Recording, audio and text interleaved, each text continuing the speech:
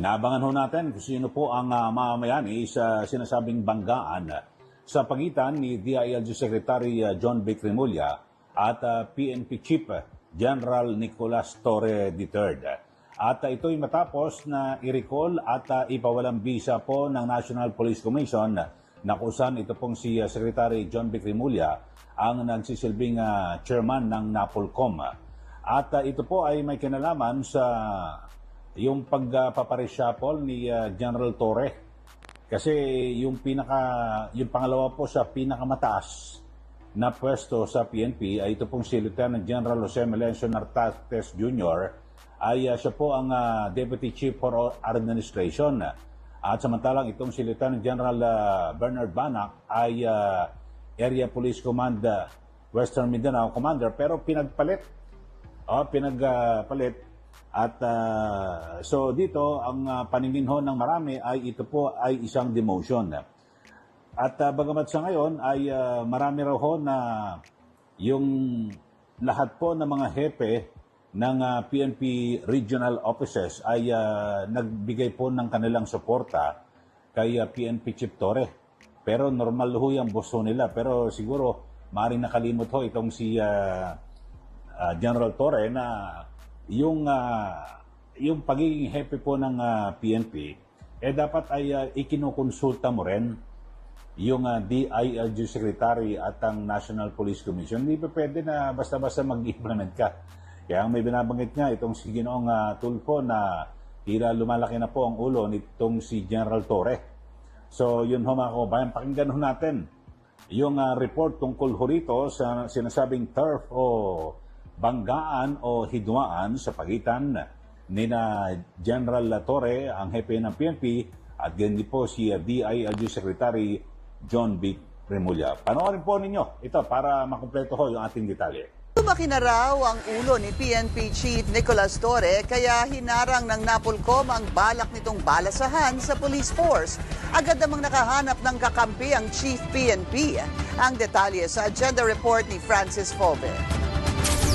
Fame apparently got into PNP Chief Nicolas Torre's head that he has become arrogant.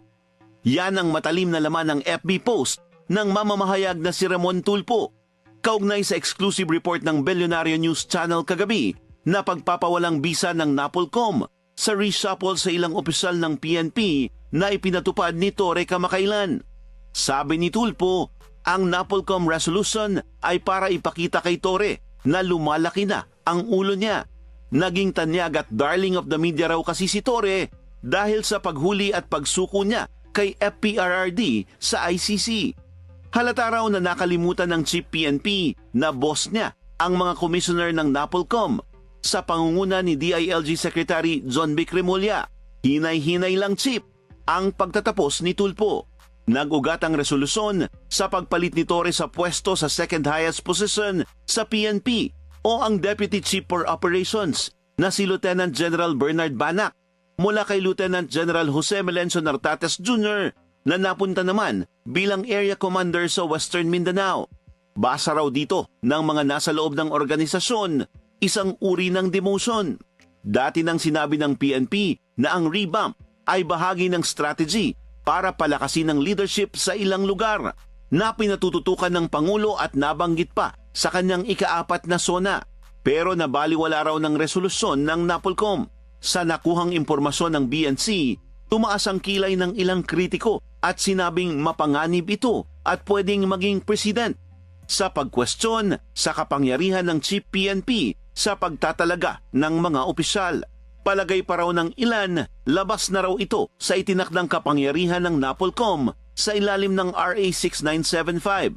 Nakasaad dito na hawak ng Chief PNP ang pagtatalaga, pag-deploy at pag-assign ng mga opisyal sa buong police force.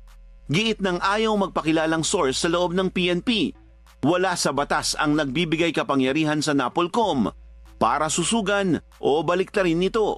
Ang NAPOLCOM daw ay para sa oversight at policy direction. Apolitical daw ang PNP at huwag na raw sanang idamay pa sa politika. Sagot ni Tulfo sa isa pang post, mga sangkatutak na bobo. Giit niya, Torre is not the sole leader of the PNP. He has people above him who can remand his order as they please. Agad namang naglabas ng statement of support para kay Torre, ang PNP Academy Alumni Association Incorporated, kung saan miyembro rin si Torre. May manifesto of support din para kay Torre ang buong PNP. Sa gitna ng umano'y turf war sa pagitan ng PNP at NAPOLCOM, wala na munang ipatutupad na balasahan sa PNP.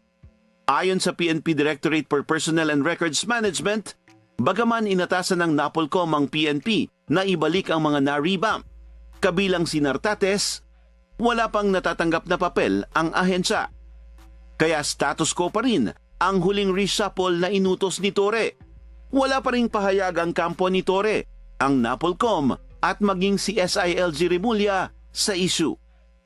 Okay, yan po. Napakinggan nyo ang report at na may kinalaman dito po sa sinasabing pagbaliktad dahil sa nag-issue po ang NAPOLCOM ng Resolution 2025-0531 na kung saan ay muling ini-appoint o muling itinatalaga ito pong si Lieutenant General Jose Melencio Nartates Jr. at bilang Deputy Chief for Administration. At ito pong si Lieutenant General Manac ay bilang Area Police Command, Western Mindanao Commander. So dito ho mga kababayan, ang direktibang ito ang siyang magbabaliktad. Dito po sa August 6 order mula kay Torre na kung saan ito pong si Nartates ay ginawa hong commander ng area Police Command, Western Mindanao Commander. At siyempre, isa po sa mga mataas na pwesto itong si Nartates at actually isa nga po ito sa pinagpilian o kandidato sa pagka-hepe po ng Philippine National Police. Pero dito ho mga kababayan ay inaantabayan natin ano ho ba ang magiging epekto nito nitong awayan. Kasi alam nyo ho at ang concern ho dito dapat ho ay manatili po yung pagkakaisa at magandang ugnayan ng DILG at din po ng Philippine National Police. Pero sa mga nakaraan ho mga kababayan, ay kahit na anong pang sabihin ng PNP, kadalasan ay namamayani ho ang kalihim ng DILG dahil sakop niya sakop niya ito hong ang hepe ng PNP at bilang chairman din po ng National Police Commission o NAPOLCOM ay yun nga ho.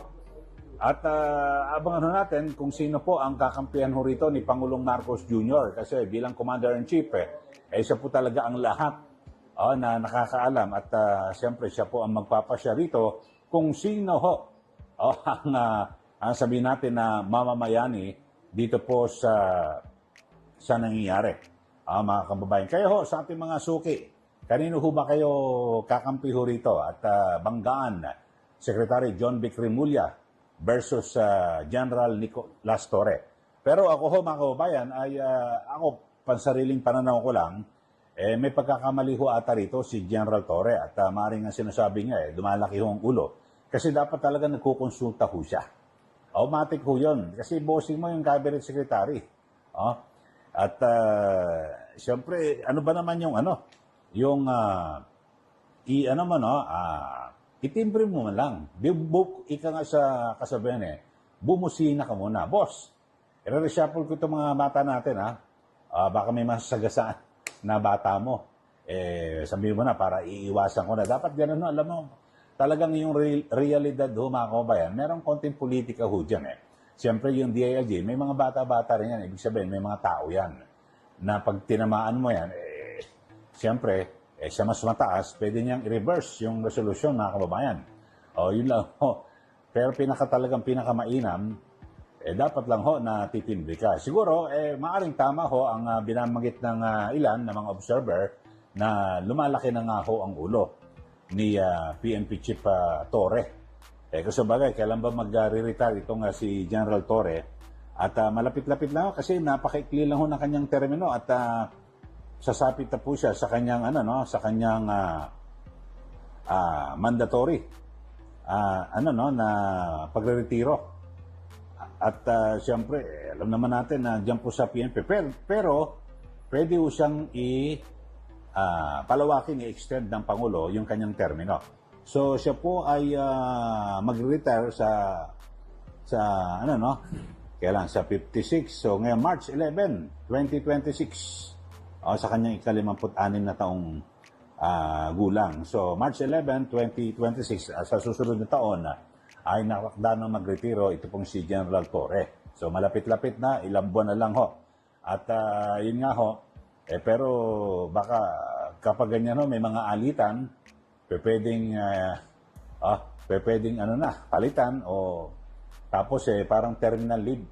Hanggang March ka, magre-retiro. May mga ganyan ho nangyari sa PNP. Or, pwede naman sa hanggang Marso, pagtapos ng pagre-retiro mo, hindi na i-extend ito. At ngayon ho, kayo ho, kontento ho ba kayo sa performance ni General Torre bilang hepe ng PNP? Bagamat sa ngayon, ang dami rin ho ng mga krimen na nangyayari dito po sa ating bansa. So, yun lang ho. Importante ho, talagang maganda ho ugnayan ng DILG kasi ang DILG at saklaw niya po ang PNP at ganito po yung lahat ng lokal na pamahalaan. Kasi ang importante ho, yung pulis, yung lokal na pamahalaan ay nagsasama-sama. Tapos yung NAPOLCOM, sila rin po ang maaring magsweto o kumastigo sa mga opisyal o sa mga tauhan ng PNP na maaring umabuso o lalabag sa batas. Kaya napaka-importante ho yan na hindi po nagkakaroon ng awayan. So ano ho kayo? Ano kaya magiging rito? O mananahimik ba ang Pangulo rito? O dapat ho siya ay magsalita ho rito para wag na pong lumala ang sinasabing di umano hidumaan sa pagitan ni Torre at Secretary Remulla.